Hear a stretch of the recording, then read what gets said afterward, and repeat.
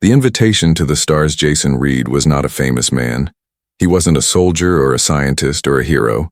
He was just a quiet botanist from Earth who loved growing rare plants in his lab and drinking black coffee while watching alien documentaries. His life was simple, and he liked it that way.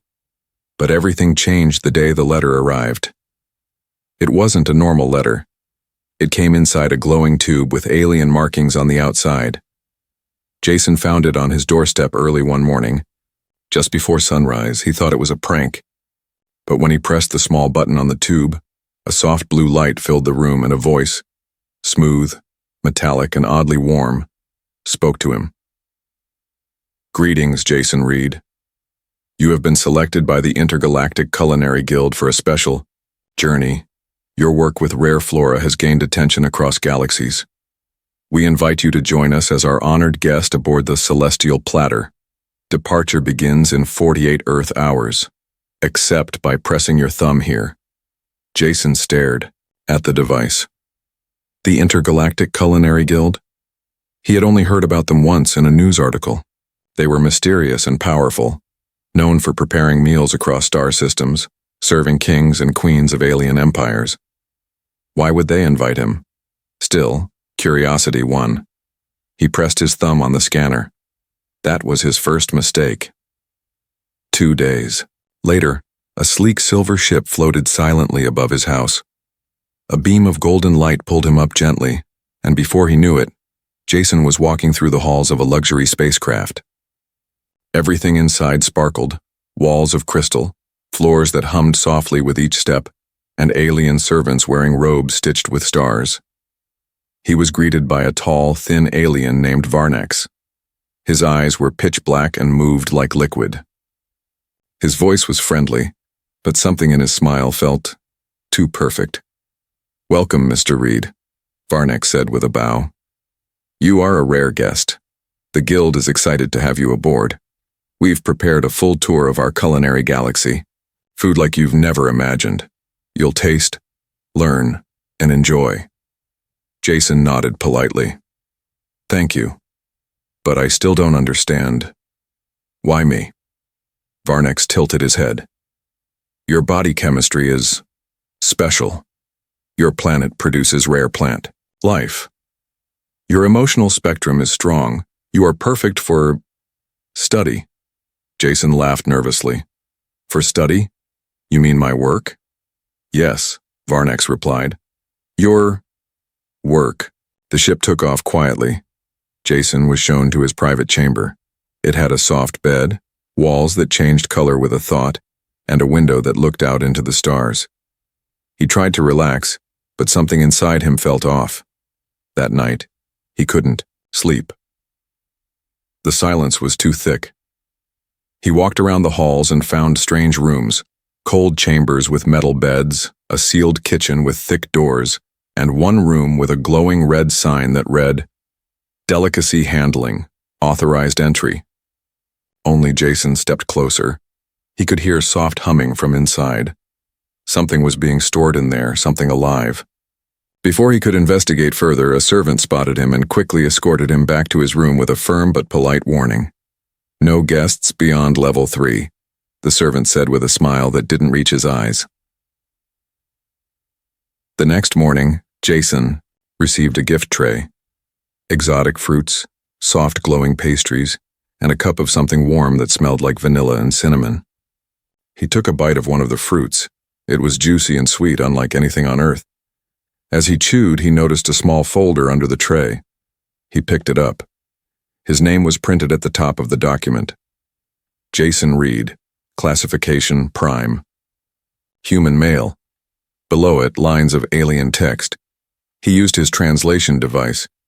Emotional response index, high stress-triggered glandular secretion, potent flavor grade, 9.8, subject viable for high-tier harvest. Jason dropped the folder. Harvest? His heart began to race. The sweet taste of the fruit in his mouth turned sour. He wasn't here because of his work.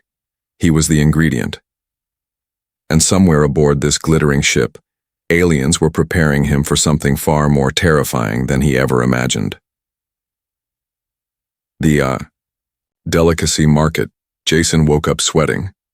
Not because of nightmares, but because something was watching him. The room lights were still dim, but he could feel eyes, many of them. He got up quietly, slipped on his boots, and opened the sliding door. To the hallway, no guards, no alerts, just silence and curiosity. Jason followed the sound of soft, strange whispers. He moved down twisting silver halls, past murals showing alien creatures enjoying feasts. He passed a doorway where laughter echoed and sharp smells drifted out. Then he found it. A glass dome, giant and glowing.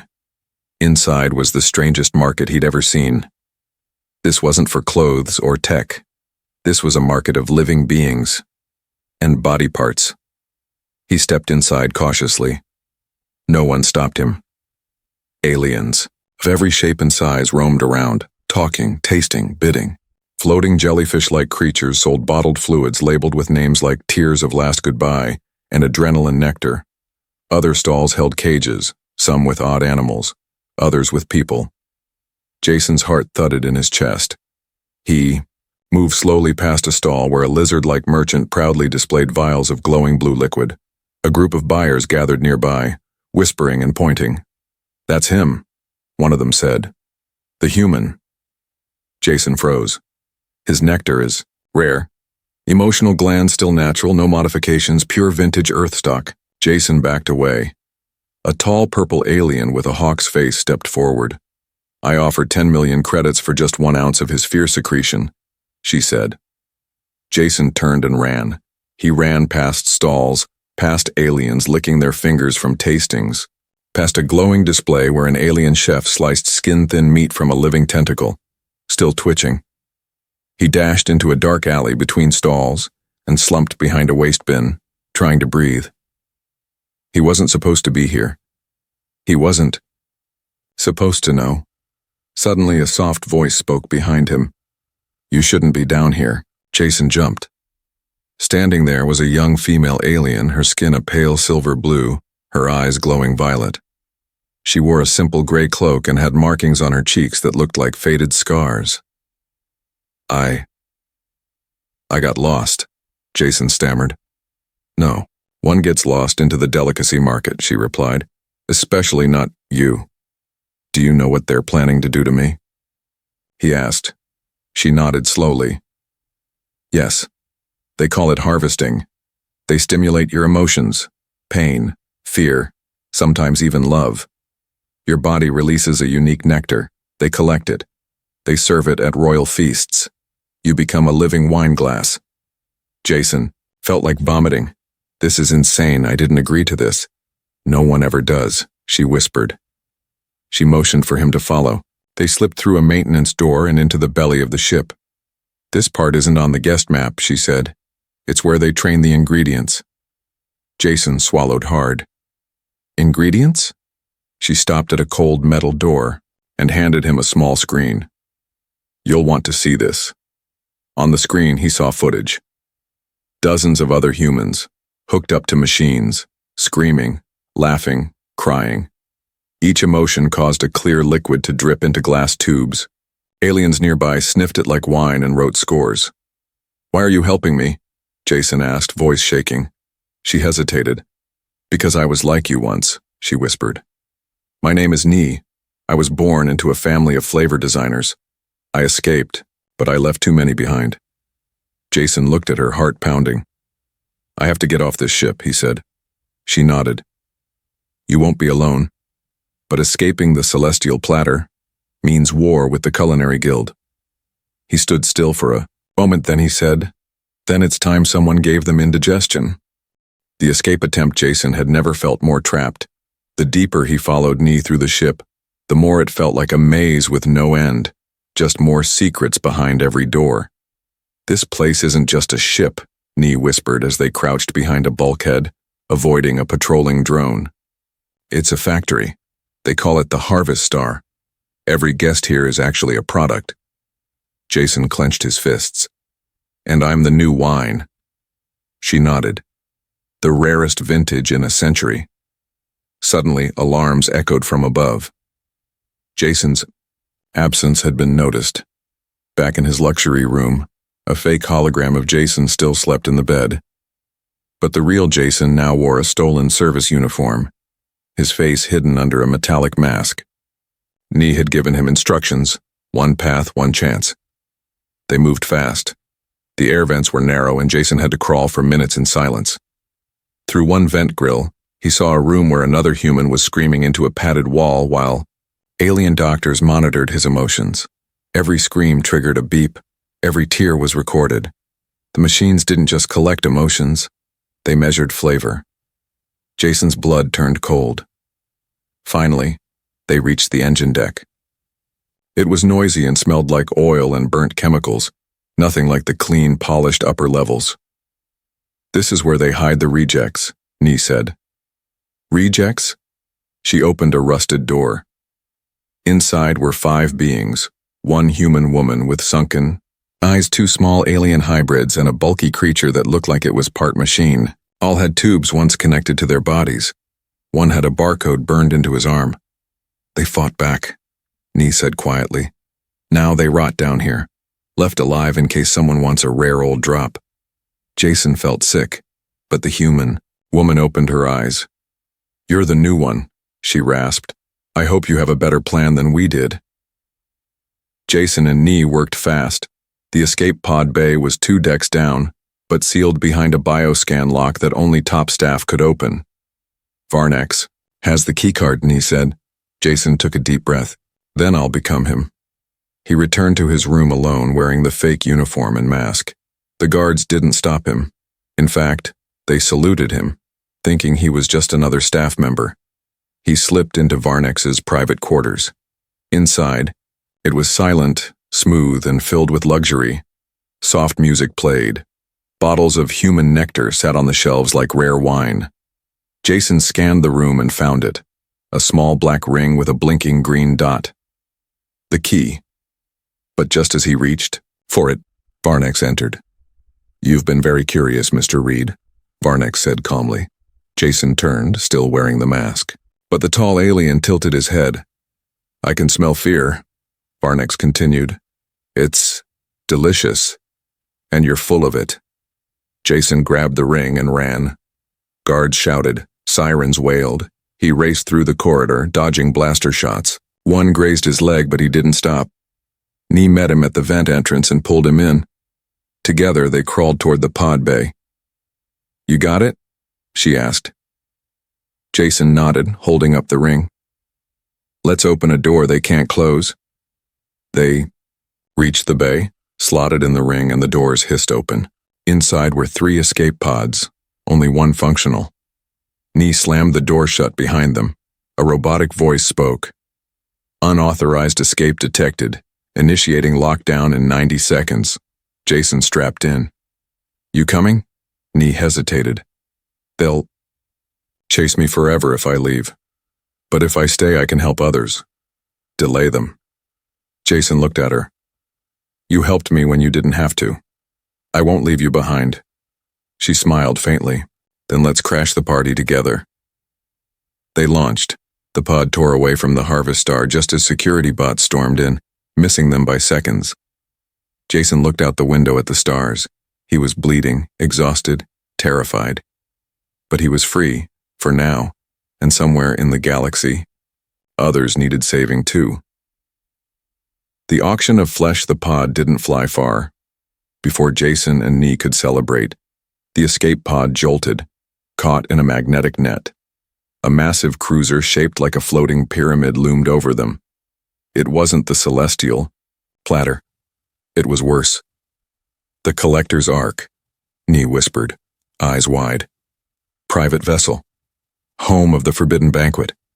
Jason didn't know what that meant, but when the pod hatch was forcefully opened and gas filled the chamber, he barely had time to yell before blacking out. Jason woke up shackled, on a stage. Golden light hit his face. He couldn't move his arms or legs. A crowd of well-dressed aliens stared at him like he was a prized gem. Every movement, every blink, every drop of sweat. They watched with fascination. Around the room floated cameras and auction drones. A voice echoed through the chamber. Lot number 74. Unprocessed human male, prime class, never tapped. Emotionally volatile. Rarity score 9.9. The crowd murmured in excitement. Some whispered in awe. Others held credit sticks waiting to bid. Jason struggled. "I'm not a thing." But the chains didn't care. From a corner balcony, a tall alien woman stood in a gown of shimmering black scales. Her eyes were gold and cruel. She raised her hand, silencing the crowd. "I will begin the bid," she purred. 10 million Galactic credits just for his first tier. The room erupted into chaos. 15. 25 million. I want his panic sweat. 30 million. Jason felt sick. Every part of him, his emotions, his suffering, was just flavor to them. He was their trophy. Suddenly, the lights flickered. The bidding paused. A voice rang out from the shadows. "I outbid them all." The crowd gasped. From behind the curtains, a figure emerged, wearing a rich noble's robe and a hood pulled low.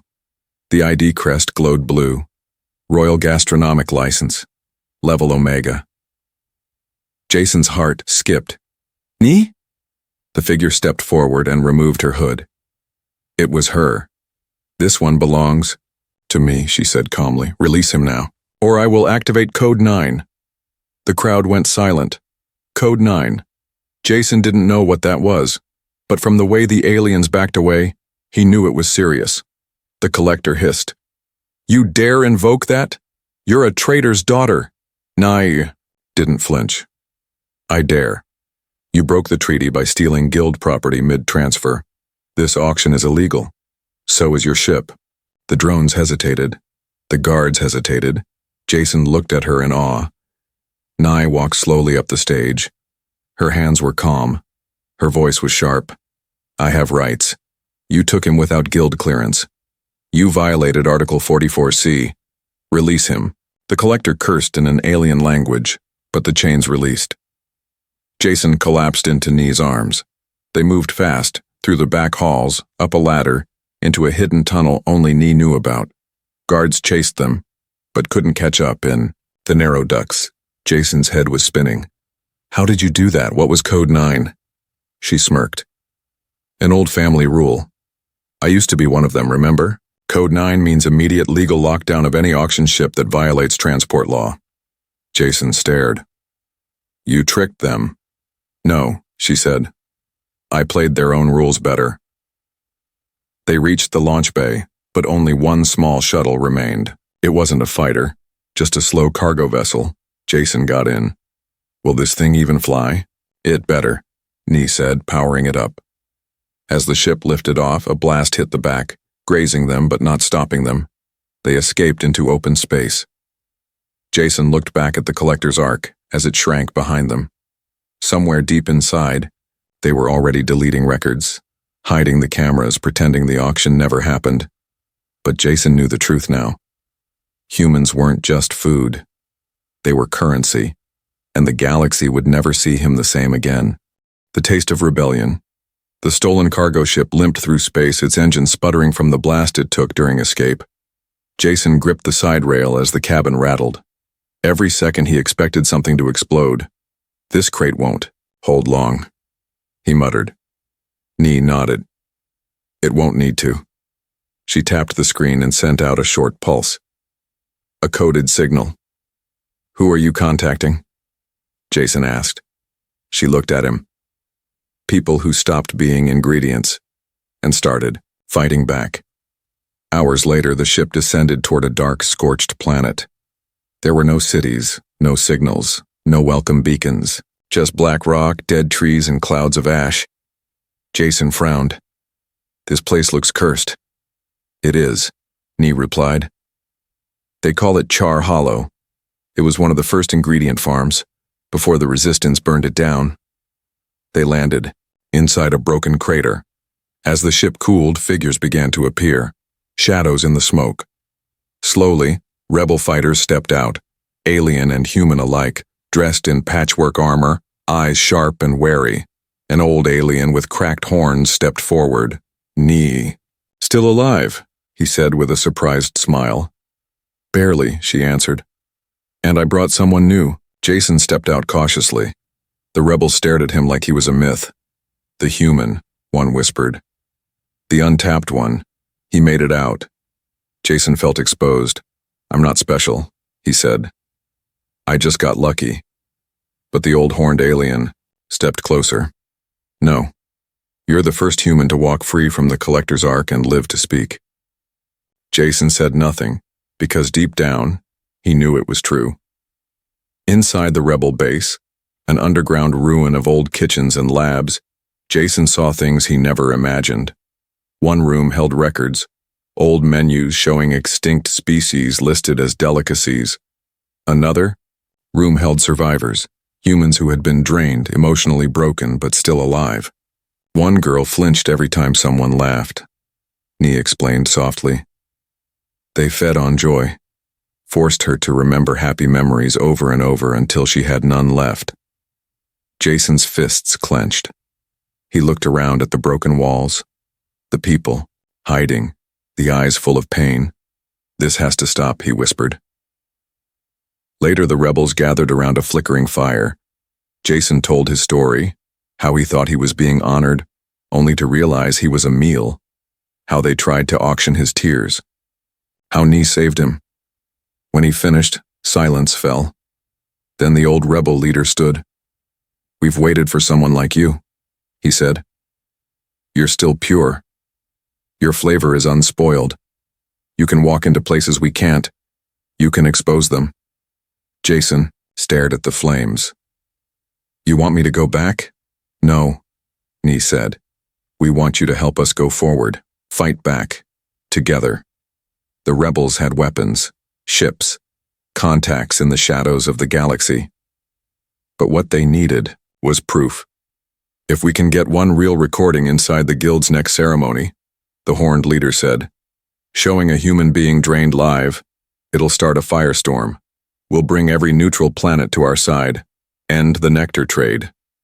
Jason exhaled. "Dangerous, impossible, crazy." "I'll do it," he said. Over the next 2 days, Jason trained with the rebels. He learned to move like the staff, hide emotion on command, and jam surveillance. Nee taught him how to mimic a guild assistant, right down to the false ID chip in his wrist. He was no longer just a guest. He was a weapon. Before he left, the girl who had lost her laughter came to him. She held something in her hands, a vial of dull pink liquid. "My last real memory," she whispered. "Use it. Show them what they took." Jason accepted it with a nod. He would carry her story, and every other silent victim's, into the heart of their enemy. As he boarded a stealth transport toward the next guild event, Jason turned to Nee. "If I don't come back," she cut him off with a sharp look. "You will?" Her voice was calm, but her hand trembled as it let go of his. The feast that backfired. Jason walked into the grand hall of the Intergalactic Culinary Guild, dressed like a servant, moving like a shadow but ready to blow it all wide open. Gold pillars lined the room. The floor shimmered like molten crystal. Alien nobles, chefs, and taste lords filled the chamber in silken armor. Above, chandeliers spun slowly, releasing scent clouds of spice and perfume. Tonight was the feast of rarity, a once-in-a-decade ceremony where only the most exotic flavors were served. And tonight's surprise dish? A live extraction of nectar from a human. Jason. But the guild didn't know he had switched places with someone else. The real Jason hid behind the walls, watching through a hidden visor. He saw the false human, a synthetic clone crafted by rebel scientists, being led to the center of the hall. It looked like him. It even cried when scared. But inside it was a trap.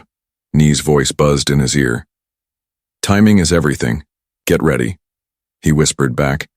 Everything's set. The bomb's inside the decanter. On stage, a tall chef, with 6 arms, approached the clone Jason with silver instruments. He smiled for the cameras. "Tonight you shall taste emotion itself." The clone shivered and whimpered. Perfect acting. The nobles clapped eagerly. Then the chef pressed a needle into the clone's neck. The crowd leaned forward, waiting for the nectar to flow. Instead, the clone's chest lit up. Boom, a burst of smoke, and sound threw the chef across the table. The lights flickered. The main screen behind the feast turned on, automatically thanks to Nee's hack. What the guests saw next silenced the entire hall. Footage played of real humans being locked in cages, drained of emotion, screaming as they begged to be let go. Clips of auctions of nobles tasting bottled sadness, and the final image, Jason himself, looking into the camera, saying, "We are not ingredients. We are people."